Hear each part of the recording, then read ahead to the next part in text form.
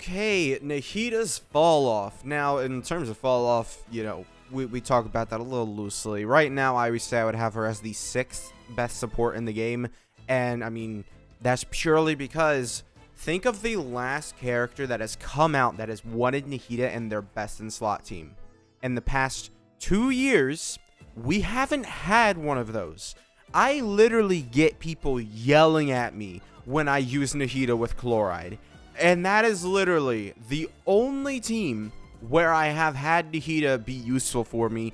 Obviously, she has her uses beyond that. But in terms of a best in slot team, this character used to be in the teams. Every single one. The teams. Now, why am I bringing this up? Well, we have a little character called Furina, and then also Mavuika. But Mavuika is going to be a little different because she's a DPS.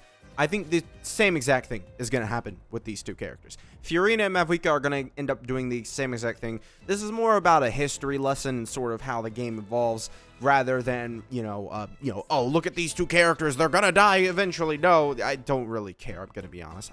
I'm having fun with my Mavuika right now. I'm happy. All right. I don't care if she falls off in 2 years or something.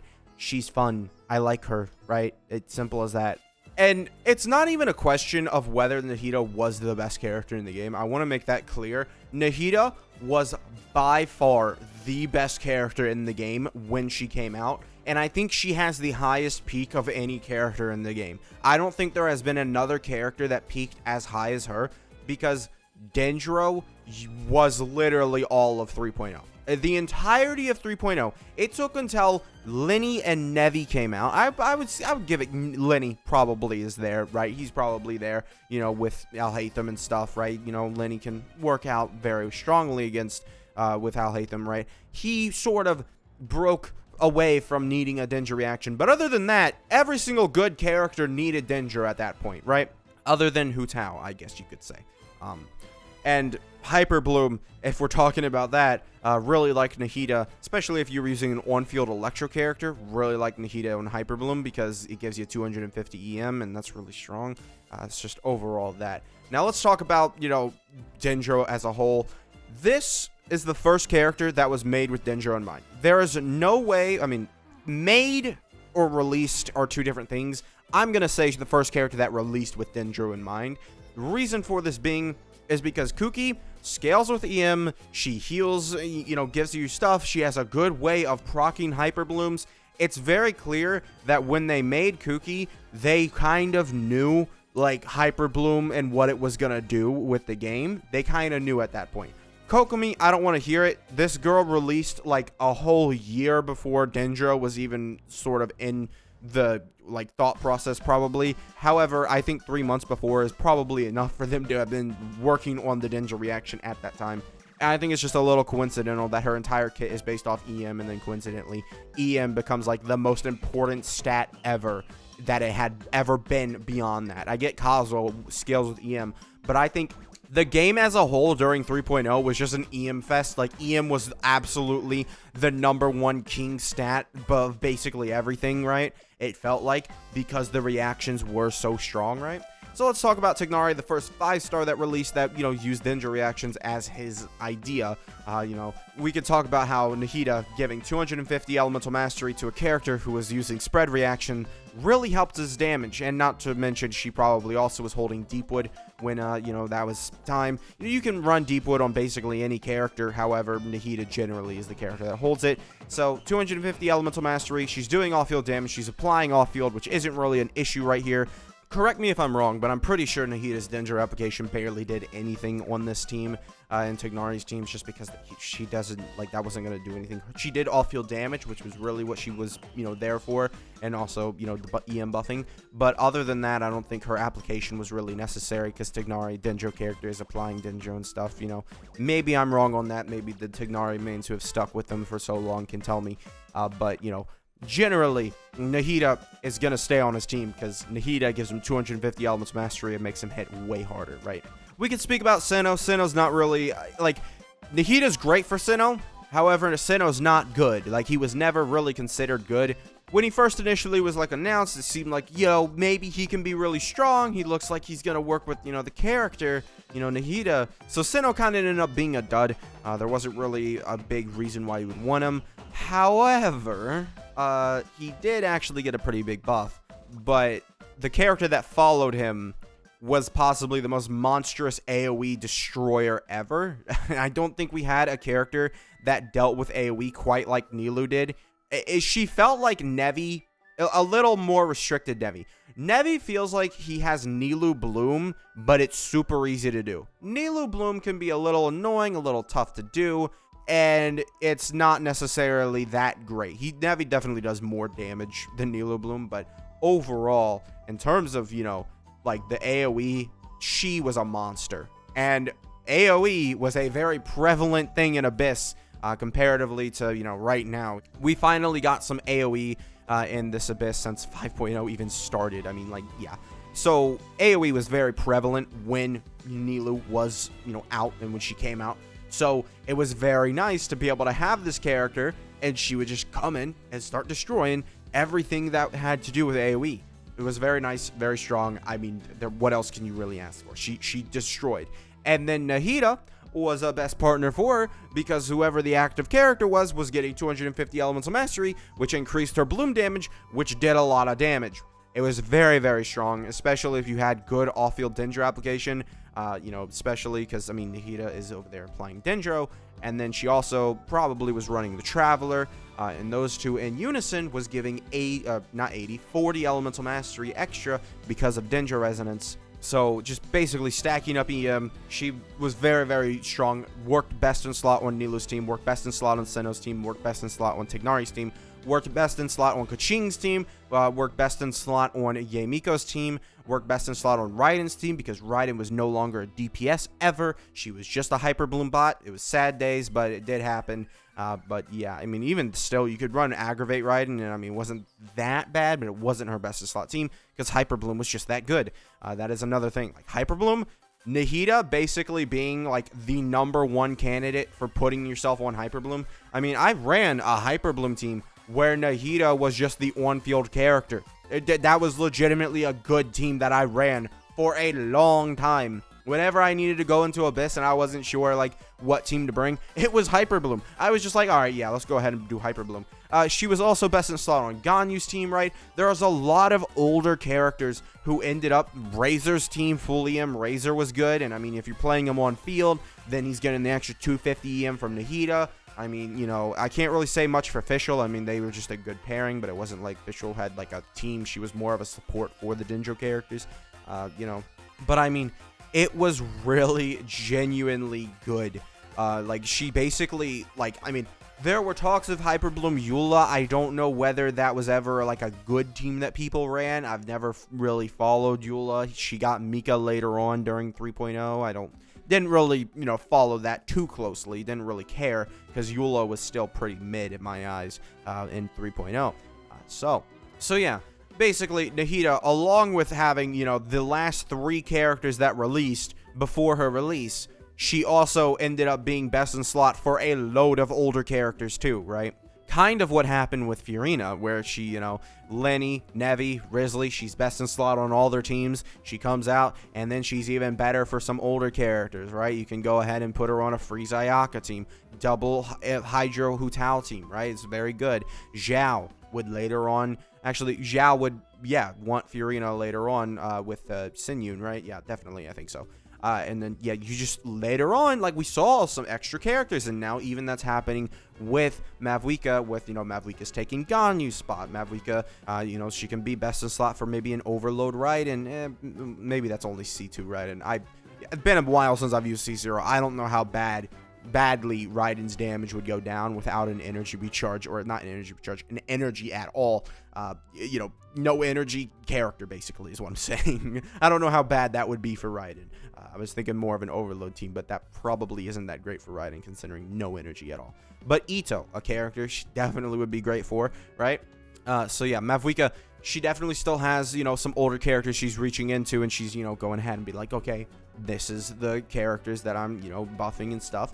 Same thing happened with Nahida. Same thing happened with Furina. So this is what I think is also going to happen with Furina and Mavuika. However, does it matter? No, this is more like a history lesson if you really want to think about it like that, right? Just, you know, I like observing this kind of stuff, but we'll just say that, and then we'll leave it. Now, let's go ahead and start talking about more after post-Fury Nahida release, right? So, post-Nahida release, we see, oh, wow, Tighnari, Nilou, oh my, great on all these characters' teams. We would hope that Nahida saved Sinnoh a little better, but it didn't. She didn't. All right. Okay. So then we get into Wanderer. Somehow, this one just slips through the gap. You know, it's more like Wanderer ends up being more of a character like Chloride, right? Where, you know, he's an all-right character, but doesn't even really want the Archon. Considering how many people yell at me every single time I use Nahida with, you know, Chloride, I can assume it's the same with Furina, although we have Taser now with Chloride, but that's a little different, right? But just talking about, you know, Overload Chloride has been very yelled at me that it's better, all right? We'll just put it that way. People hate when I use Furina and Nahida on Chloride team, I'm telling you. But yeah, Wanderer comes out. He's kind of mid. Doesn't really matter that he's not, you know, best buddies with Nahida because, I mean, he's mid. Does it really matter? Is it really going to affect Nahida that she's not buffing a super mid character? If anything, you could probably attribute the fact that she's not buffing him to why he's mid, you know? When he came out, that's how it sort of felt, right? He wanted to be ran on some, you know, he had the crit damage support and stuff. Yeah, it wasn't great. Then we get this guy, and I'm just going to say this right now, man. Oh, absolutely, utterly insane eclipse of the game. Nothing, like, considering that we were talking and, like, putting Nevi and Alhaitham in the same tier after, you know, 4.0 started and stuff. We were putting those two characters in the same tier. It's pretty obvious that Alhaitham, I don't even think any of these characters stood a chance. Just a retrospective look. I never had the guy, but I mean, from when people were talking about him, using him, it was like very clearly this guy is the best DPS in the game, and he's doing spread. Huh. I wonder if 250 Elemental Mastery would be useful for spread. Do you guys think that 250 Elemental Mastery would be good for spread? Did you answer like an idiot? Yeah, of course it is. Like 250 Elemental Mastery, a good battery, and I forgot to mention that with Tighnari. She batteries like astonishingly well. Actually insane how good of a battery this character is for Dendro characters especially. But yeah, she's very good battery. It's just overall such a good character. She's buffing Alhaitham 250 Elemental Mastery. You know, you got your off-field E-skill damage. You know, if you're using her weapon, it's even more Elemental Mastery. It's more like 290 Elemental Mastery or something like that. I don't remember exactly what her weapon details are, but you can have that, and it's insane. Utterly insane amount of buffing that you can give to the strongest DPS in the game. So now you're looking at some of like the best DPS characters in the game. You got Hyperbloom as a team. I think you got to put it at in like slot 3 or something. You got Nilou or something. I don't remember the exact tier list. I'm going to be honest. I don't remember. But you got Hutao, stuff. You got Ganyu maybe there. A lot of characters there. You got, you know, Nahida on like 9 out of 8 or not 9 out of 8. Yeah, exactly. 9 out of 10 of the teams, right? In the top 10 teams, Nahida's there. Basically is my point here. Dea comes out, she's mid, doesn't matter, you know, exactly what I've been saying. Baizhu comes out, you'd think that would lower Furina stonk, or Nahida stonks, but not really. The guy didn't really, you know, change anything. It wasn't really like, oh wow, maybe in the Nilou team, you would run him, but then you still run Nahida because she's that good. It's kind of like that. And then we obviously get into 4.0, and I can basically reiterate the same exact story about Nahida as Furina. It's going to be exactly the same story nearly, because they want these characters, they want the Archons to be the best characters in the game at the time. And considering, you know, the fall off, right? I'm using fall off as like it's not a loosely used term, because I mean, she dropped from one absolutely the best character in the game, no questions asked, like there could not even be a second, right? Kazuha was not there. There was no argument to make Kazuha like better. There wasn't. There just literally wasn't, because every one of like the better DPSs were getting beat by Hyperbloom, one, and then also you had the best DPS in Alhaitham literally be like on Nahida. Like some people call Alhaitham a literal Nahida bot because she's so good, because she is so good that without Nahida he kind of feels a little different, right? So that's why I personally think that Nahida reached a level above what Furina has ever reached, what Mavuika will ever reach, what Zhongli ever reached, what Venti ever reached, what Raiden ever reached. I think because the game just completely flipped itself over and was like, all right, we lost. Or like there's no power balancing anymore. Dendro is just better. That's what it felt like in 3.0. That is how the game felt. You know, whether it was for better or for worse. It was for worse. Let's be honest. It was a little too much of a power creep, because it really legitimately was. Like, Nahida was so insane that there just wasn't a question of who is better, right? There was never a question of who is better. Whereas, you know, Furina here, she's very good, but she's always been the best support. She was never really like the best character. And to be fair, there's a reason for that. Nevi does exist. This guy could be considered the best character when he came out. I don't think that is the case anymore. I do think there is arguments for Shilonen and then also Mavuika, because both of those characters can also be competent DPSs. Or, yeah, Mavuika can be a competent DPS. Don't worry. Not even. Yeah, sure. But both of those characters can be a DPS and then also a support. It's a little different. Nevi cannot do such, you know, witchery. But, you know, Nahida was literally just the best character in the game. Because her support abilities were so strong, there's no competition. Whereas with Furina, you know, you had Nevi, who was like, yeah, he loves Furina, but what if you just ran him solo and he destroyed the game himself? Furina couldn't do that, right? You didn't have Furina being able to do that. Nahida, she couldn't do it either, but she could do it like with just reactions, purely reactions. Furina couldn't do that. If you gave Furina an Electro character and I guess a Dendro character, right, that would work. But guess who the Dendro character would likely be? Guess who? Guess who? Do you think you would use on-field Nahida? You know, it's the same story, but Nahida, you know, for her time, because the DPSs were also a lot weaker, right? The DPSs definitely needed teams back then, whereas, you know, Nevi comes in and he's like, you know, destroying the entire game.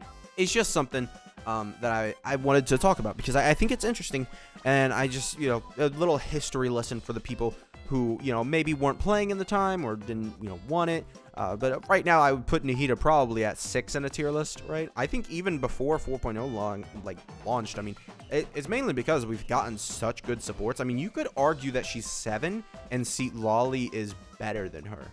You could. There is a legitimate argument to be made there where Seat Lolly is better than her, just because Nahida isn't really buffing any, like, top tier characters anymore. So my last tier list, I was still very much so not high on Furina. I think I do want to, like, I would put Furina above Nahida, obviously, now. But I was not very high on Furina. But after giving it more thought, you know, even in 4.8, I think probably Nahida probably goes under Kazuha, maybe under Bennett too. Yeah, at number 4. But right now, I'd give her number 6. And I mean, comparatively to where she started, which was absolutely insane dominance over everything in the game, I think that's a pretty worthwhile discussion, because I mean, yeah, it's 2 years though, 2 years, and eventually we will get another Dendro character or Electro character or Hydro character that may want her skill set, right? Maybe a Hydro character that buffs Hyper Bloom damage. You know, they could be very plausible. I don't think, like, I want to say this right now, I forgot to say it at the beginning of the video, but people literally are saying that Dendro reactions are bad and need buffs because we haven't gotten any good, reasonable characters since 3.0. I think they just over-flooded the amount of characters and, like, how, you know, different the characters are comparatively to the rest of the game, that they kind of just didn't want to make any more Dendro-related characters, so they kind of just stopped doing that. So yeah, overall, that's, well, the Nahida's downfall. I guess I studied it. I don't know. I'm just going to make the title Nahida's downfall should be studied. But is it really a downfall if she's number 6 still? I mean, it's a little tough because it's hard to rank her because she is not in a lot of, like, top tier teams anymore. She's in good teams. She is a good support, but no relevant or good characters want those supports. I mean, I guess you could do a weird Mulaney team, that would work, but, you know, you wouldn't want to do a weird Mulaney team if I'm being honest, you know. You'd prefer to maybe, I don't know what Mulaney would want. I'm gonna be honest, I don't play her teams, but yeah, you'd prefer someone else, I imagine. So yeah, thank you guys for watching. Make sure to subscribe if you did enjoy. If you really enjoyed, feel free to become a member. It's $5 a month. You get videos 8 hours early, and I will see you guys next time. Bye.